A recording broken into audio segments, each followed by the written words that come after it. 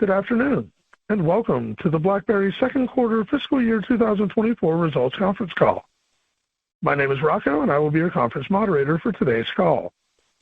During the presentation, all participants will be in a listen-only mode. We will be facilitating a brief question and answer session towards the end of the conference. Should you need assistance during the call, please signal a conference specialist by pressing star then 0. As a reminder, this conference is being recorded for replay purposes. I would now like to turn today's call over to Tim Foote, Vice President of BlackBerry Investor Relations. Please go ahead. Thank you, Rocco. Good afternoon and welcome to BlackBerry's second quarter 2024 earnings conference call. With me on the call today are Executive Chair and Chief Executive Officer John Chen and Chief Financial Officer Steve Rai. After I read our cautionary note regarding forward-looking statements, John will provide a business update and Steve will review the financial results. We will then open the call for a brief Q&A session. This call is available to the general public via call-in numbers and via webcast in the investor information section at blackberry.com. A replay will also be available on the blackberry.com website. Some of the statements we'll be making today constitute forward-looking statements and are made pursuant to the safe harbor provisions of applicable US and Canadian securities laws. We'll indicate forward-looking statements by using words such as expect, will, should, model, intend, believe, and similar expressions. Forward-looking statements are based on estimates and assumptions made by the company in light of its experience and its perception of historical trends, current conditions, and expected future developments, as well as other factors that the company believes are relevant. Many factors could cause the company's actual results or performance to differ materially from those expressed or implied by the forward-looking statements. These factors include the risk factors that are discussed in the company's annual filings and MD&A. You should not place undue reliance on the company's forward-looking statements. Any forward-looking statements are made only as of today, and the company has no intention and undertakes no obligation to update or revise any of them, except as required by law. As is customary during the call, John and Steve will reference non-GAAP numbers in their summary of our quarterly results. For a reconciliation between our GAAP and non-GAAP numbers, please see the earnings press release published earlier today, which is available on the EDGAR, CEDAR, and BlackBerry.com websites. And with that, I'll turn the call over to John. Thanks, Tim. Good afternoon, everyone, and thank you for joining us today. Let me start with the IoT business unit. Revenue for the quarter increased 9% sequentially to $49 million, and gross margin increased by 400 basis points to 84%. The most important long-term leading indicator of the health of this business is securing new design wins and building royalty backlog. And we had another strong quarter. In fact, by the end of the first half, we have secured more than 2/3 of our FY24 annual target for new backlog and expect to exceed it. In the quarter, QNX secured 20 new design wins in auto and 7 in general embedded market verticals. The largest of these was an 8-figure estimate lifetime revenue ADAS win with one of the top 5 global automakers to deploy our QNX OS for safety. This wins illustrate the strong secular trend of consolidation of software into centralized compute domains. With this ADAS module powering drive monitoring, surround view, lane keep assist, adaptive cruise control, and other safety features, all on a single chip.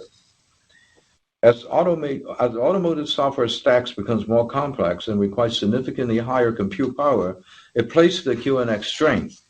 In addition to our strong win rate for ADAS, we are also the clear market leader for foundational software in the digital cockpit.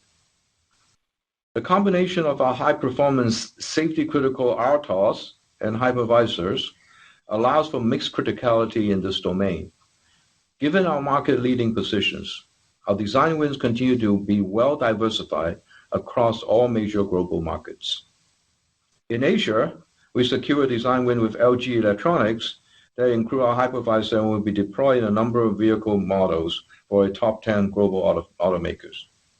We also secure wins with Visteon and leading OEM Chery via Bosch, among others. In Europe, a digital cockpit win also include our acoustic middleware, and this is exciting because feedback from customers suggests that this relatively new market opportunity for software-defined acoustic is likely to be fast-growing. As well as our strong footprint in auto, QNX is well diversified in other verticals, particularly medical and industrial. Building on our position in surgical robotics, this quarter we secure a design win for our QNX medical OS for safety to be deployed in the robotic arms for dentistry. These design wins confirm that QNX business is strongly positioned for the long term. With revenue for Q2 being largely in line with expectation, we continue to expect IoT to deliver solid year-over-year growth this fiscal year. That said, we are taking a prudent view on our IoT revenue outlook for the next 2 quarters.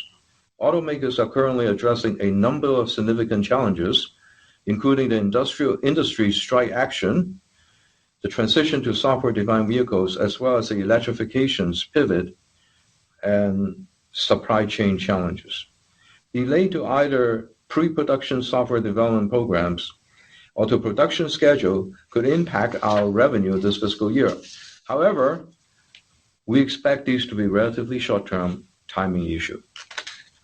As a result, we revised and broadened our IoT revenue outlook range to $225 million to $240 million. This represents a 9 to 17% year-over-year growth. This means that we still expect to have a strong second half of the fiscal year. We expect further sequential growth into Q3, and we currently expect Q4 to be the strongest quarter for revenue in QNX history. This confidence is based on a combination of the pipeline of potential new design wins, our service schedule, and royalty expected from the backlog. Turning now to product, at our Analyst Day in May, we announced the upcoming launch of our new generation QNX real-time operating system, QNX 8.0, targeted for December. This release will make a fundamental shift in market performance, and we expect it to further cement QNX's leadership position in automotive and beyond. Feedback from the beta trial has been very positive, with customer and partners impressed with performance, scalability, and functionality. Perhaps some of these will convert into revenue in Q4. This significant enhancement of performance and scalability comes at a time when chip makers are focused on developing hardware to power generative AI. We believe that our QNX 8.0 software is uniquely positioned to maximize the potential of Gen AI in embedded systems, particularly in safety-critical use cases. QNX 8 will combine best-of-breed performance with the ability to run mission-critical process safely and securely alongside Gen AI stack on the same chip. Now moving on to IVY. We were delighted to announce that IVY was selected by Tier 1 supplier Mitsubishi Electric to power its new FlexConnect.X in-cabin systems. IVY Edge technology and the high-quality real-time insight that it provides will help enhance road safety and enable new in-vehicle experience. In addition, we have solid traction with new IVY proof-of-concept trials. Currently, we are progressing POC with a number of major OEMs, including a top 10 global automaker and also a leading commercial vehicle OEM, Scania. The strong level of interest for IVY POC clearly confirms our strategy. On the product front, this month we released an updated version with significant enhancement to cloud features and increased hardware and software support. IVY's development have moved from the early heavy lifting phase, and the focus is now on refinements, enhancing stability, expanding sensor supports, and improving the developer experience. The IVY ecosystem continues to expand and mature. We now have over 40 partners currently building on IVY, and there are more than 20 pre-integrated solutions that are being used by customers in POC trial and at industry events. This month, the Ivy Innovation Fund made its latest investment, this time in Core Actions, an exciting Israeli startup. Core Actions has developed an AI-powered application that will leverage the Ivy platform's sensor insight to detect potential driver awareness issues. Their AI model analyzes micro-muscles movement, such as through steering wheel sensor data, to understand brain activity, and we are pleased to add them to the ecosystems. Moving now to Cyber Business Unit. Revenue for the quarter was $79 million, and total contract value billings were $74 million. Gross margin was 54%. ARR came in at $279 million. The dollar-based net retention rate was stable at 81%. Revenue this quarter was lower than expectation due to deal slippage. BlackBerry, along with many others in the cybersecurity space, is experiencing elongated deal cycles. Deals are requiring multiple rounds of review and scrutiny, and while this isn't impacting win rates, it's having a real impact on the timing of when the deal closes. This is especially true in government, where BlackBerry has a very strong presence. In particular, a small number of large, mainly perpetual deals, which therefore had a significant portion of in-quarter revenue, slipped to later quarters. While this materially will impact Q2 reported revenue, we will remain confident with how these deals are progressing and expect them to close this fiscal year. Further, we have a well-defined pipeline of significant deals that are progressing well. These deals are primarily in the government vertical, where BlackBerry is well known and trusted, and we have strong customer relationship. Due to the overall confidence in the strong improvement in revenue in the second half compared to the first, we are reiterating the full year cyber revenue outlook for the current fiscal year. Because large government deals like these are both complex and binary, we'll of course update you on the progress made in closing them during the next earnings call. Let me now highlight some of the deals closed during the quarter. In government, we secured new deals with U.S. Department of Justice, Department of States, Department of Energy, and Department of Education. Also, the Internal Revenue Services, the Canadian Revenue Agency, the U.S. National Nuclear Security Administration, Custom and Border Patrol Protection, and the Ministry of Justice in Quebec. Outside of North America, we secure business with the Bank of Italy, Netherlands Shared Service Center -ICT, as well as the Federal Court of Australia, the Australian Federal Police, and the Director General of Force Intelligence in Bangladesh. In fact, we see a good pipeline of opportunities developing in Asia Pacific currently. In addition to government customers, we secure wins with leading banks, including Morgan Stanley and Santander, as well as with leading technology firms, LG, Philips, and Toshiba, just to name a few. Moving now to product, Cylance is the pioneer in the use of AI in cybersecurity, with AI at the very core of its suites of products, long before it became today's buzzwords. Our battle-hardened AI model has been trained for many years, continually learning to distinguish threats from non-threats by referencing trillions of data points. Last month, we released a major update to this model, which has been rolled out to our customers, providing an increased level of protection. The model has driven even stronger threat prevention rates than before and further reduced false positives. This release is part of the investment we made in our product portfolio, and these enhancements are being well received by our customers. This is validated by Cylance Endpoint, our AI-driven prevention, detection, and response solution being placed in the top right-hand quadrant for the Gartner Pure Insight Customer's Choice. This positioning is based on feedback from real customers, reflecting their experience of our product and us as a company. This pairs nicely with the same recognition received by BlackBerry UEM in February, where it was the only endpoint management solution identified as a customer choice. Let me now hand the call over to Steve, who will provide more color on our financial. Thank you, John. As usual, my comments on our financial performance for the second quarter will be in non-GAAP terms unless otherwise noted. Total company revenue for the quarter was $132 million. IoT revenue was $49 million, cybersecurity revenue was $79 million, and licensing revenue was $4 million. Software product revenue as a percentage of total revenue remained in the range of 85 to 90%, with professional services making up the balance. The percentage of software product revenue that was recurring remained at approximately 90%. Total company gross margin was 65%. Operating expenses for the second quarter were $114 million, lower sequentially in part due to one-time costs associated with the patent sale in Q1 that did not recur, and the release of some IP-related accruals in Q2. Non-GAAP operating expenses exclude a $6 million fair value gain on the convertible debentures, $10 million in amortization of acquired intangibles, $10 million in stock-based compensation expense, $3 million in restructuring expenses, and $1 million in impairment of long-lived assets.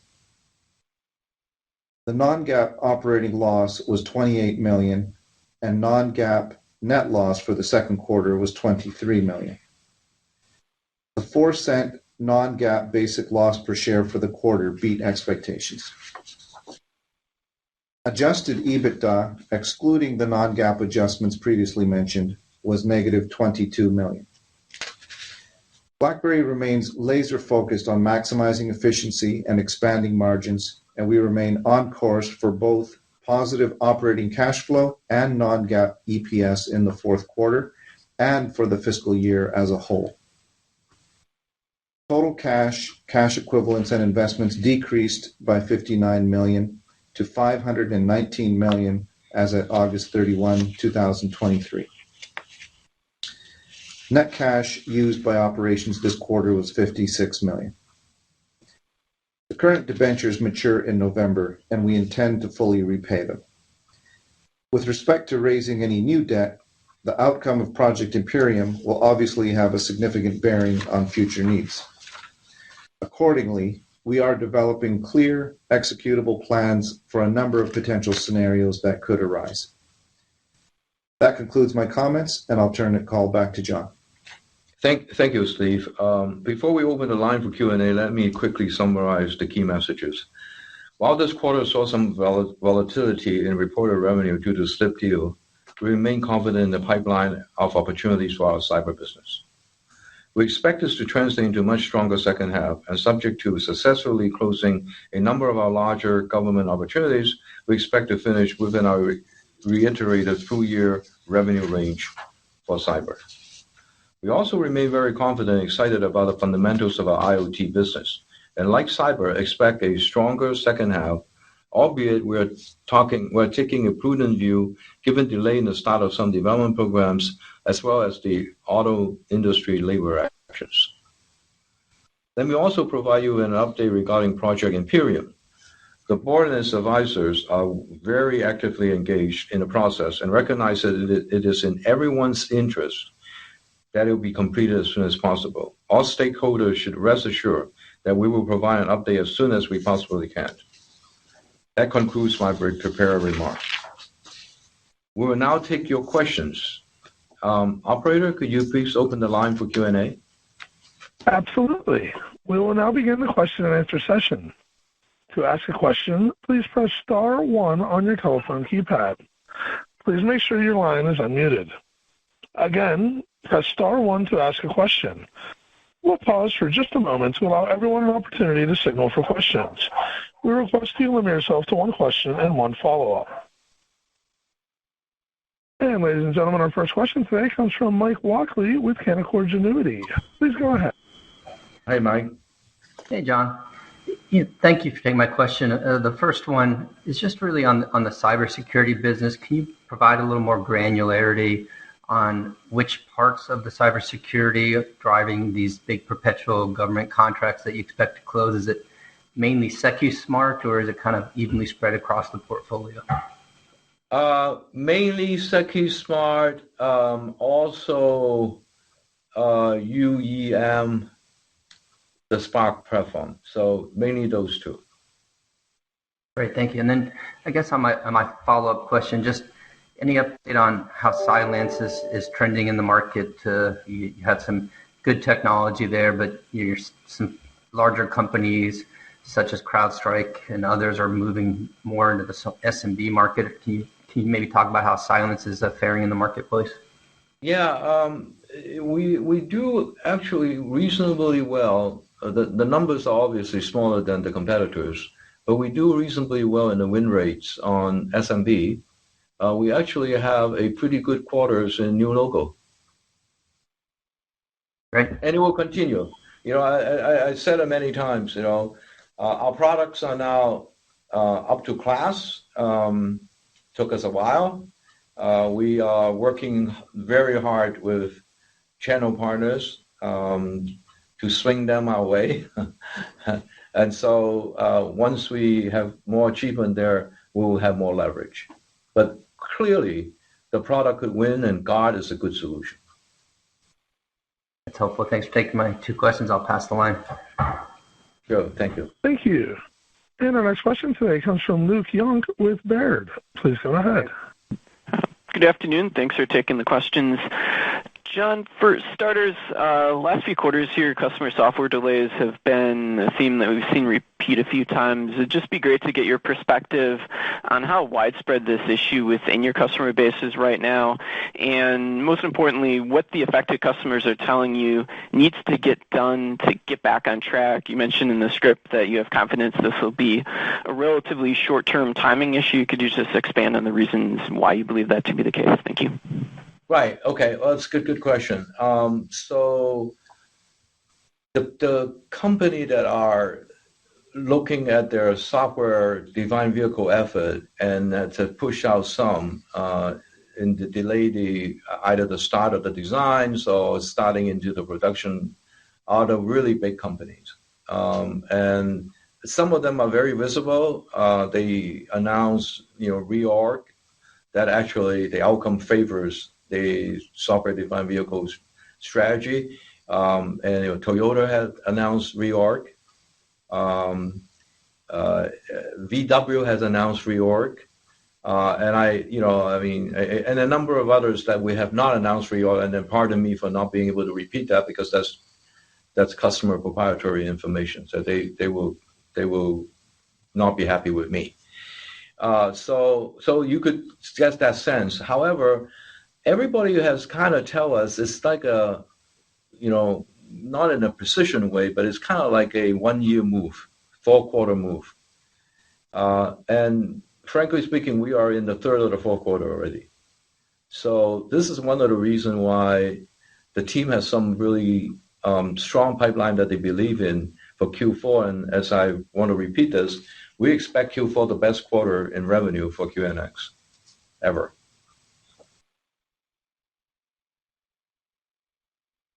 Okay, great. Thank you for that, John. And then for my follow-up, I'll stay within IoT. Going back to the Analyst Day earlier this year, one of the things that you mentioned strategically was looking to continue to engage more directly with OEMs as a tier one and accelerating your OEM account coverage. Mm-hmm. I'm just wondering to what extent the current delays you're seeing impact your appetite for those sorts of investments in IoT that are outward-facing, and just how to reconcile that with the overall desire to expand margins. Right.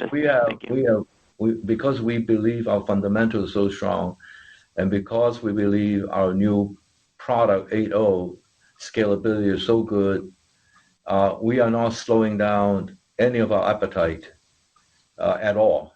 We are steadfast moving forward. IoT is hiring people.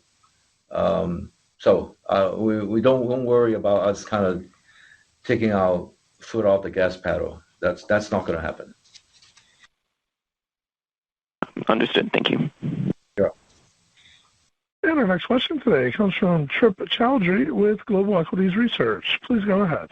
Hi, Trip. Thank you very much. Hello, John. The auto industry seems to be super, exciting with QNX, and now at least like companies like NXP, they term something like you talk IoT as edge square. where they put a lot of AI and they call tiny ML that powers these devices. I was wondering, like QNX definitely with the low footprint and real-time operating system is ideal. But I was also wondering, have you come across some new sensors, the categories that may have been created because of AI in the edge and these neural network processors like NXP that they make? The industry is trying to, industry structure is changing. That's my basic question is a tiny ML, edge square, QNX, and some new use cases that may be evolving. So I was wondering if you have any thoughts on that. Yeah, it's good. It's a good point. I think there's still what you're explaining. I read it. It's still early in the industry, and I also want to emphasize the fact that that we are a embedded operating system, real-time secure operating systems. And so we tend to go into the MPU type, the central complex, computing complex. So the edge of this, which will be driven with different new use cases, some of them are AI-based and all that, but that's a level higher than us. So, and of course, we will be benefiting from it from needing more central compute power. So I guess we do benefit from it. We don't directly go create a selling motion into the edge, and that edge selling motion and use cases are created by the code that is on the stack that is one level above us. Excellent. That makes sense? Yes, I got it. The second question is regarding IVY. Phenomenal traction on the developer side. Apps, I don't know, probably we are about 6-8 months away from it. But I was wondering, have you come across any new categories of apps that may be coming on top of IVY? And that's all for me. Thank you very much. Well, the AI and sensing. Actually, interesting. That tie back to your first question. The different type of sensors that's being demanded in a car. We have seen different types and more increased and more complex. And like one of the example when I talk about core action was they monitor the sensors on the steering wheel, and then through that they monitor. And they help define the micro muscles of the individual. So and then dictate or indicates what the status is of the driver. So on an alertness basis and awareness basis. So this is a little bit more esoteric than just measure whether how much gas you have in the tank or how much charging amps that you still have before you need to do the next charge. So we have seen more and more modern type applications, but I still believe for the initial usage of IVY, it's going to be very fundamentally managing the safety and the comfort of the car. Got it. Thank you so much. Thank you, Trip.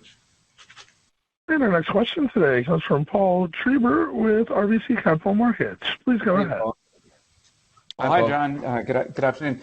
Just in regards to your comments about Q4 being the best quarter for IoT, how do we think about the momentum beyond Q4? Like, do you expect it to be carried through to the subsequent year, or is it more just a one-quarter phenomenon? Oh, no. So it's a good question. I don't believe we're going to have a Q1 FY25 bigger than Q4. If that's what you're asking. But I do believe that we're still following the 20% growth on year over year where we presented to you all in the May meeting. So you do expect us to have double-digit growth and pushing to a 20% growth year over year. And by then, I hope that these so-called software-defined vehicle efforts delay. And hopefully, everybody seems to have a reasonable handles on supply chain, despite of the political situation between U.S., China, Western world, and so forth. And so that's gradually getting under control. Electrifications is on everybody's it's in their product specs, so to speak. Although to us, it's really hoping that drive more volume of a car, not so much as electric versus gas. We have a difference there. And so if that is removed, then we will start seeing design wins that will turn into developer seats, to turn into professional services engagement, and then ultimately turn into a royalty backlog, a royalty. So fundamentally, we see nothing concerning at all. We see this as purely a timing issues, and we see it, starting to get better in Q4, unless there's some other industry events like the UAW strikes that last longer. Then that's a little bit out of our control. But even the UAW strikes, it's not going to last, as you probably know this very well. It's not going to last in perpetuity, and because both sides got hurt. So I think they will resolve it. I certainly hope they will, and then we'll get back on track. Okay, and then for my second question, I don't know how much you can answer it, but I'll throw it out there. Just in regards to Project Imperium, I know you can't give specifics, but have you or the board reached a point where you've narrowed down to a few high-level paths? And can you sort of share the high-level paths? Yes. I can't comment on it, but the answer is yes. Okay, thanks for taking the question. Sure. And our next question today comes from Daniel Chan with TD Cowen. Please go ahead. Hey, John. Hey. You expected the strategic review to conclude by the end of summer, and your contract with BlackBerry is quickly approaching. Would it be possible that this review goes past November, or should we expect something in the next month or so? I think there is better than 50-50 chance you should expect something sooner. Okay, that's helpful. And then maybe another question on the timing. To what extent do you think the uncertainty from the strategic review is having an impact on the near-term financial performance, whether it be from staff productivity or even customers waiting for a conclusion? No, actually, I mean, really seriously, I check this a lot because that's an obvious concern.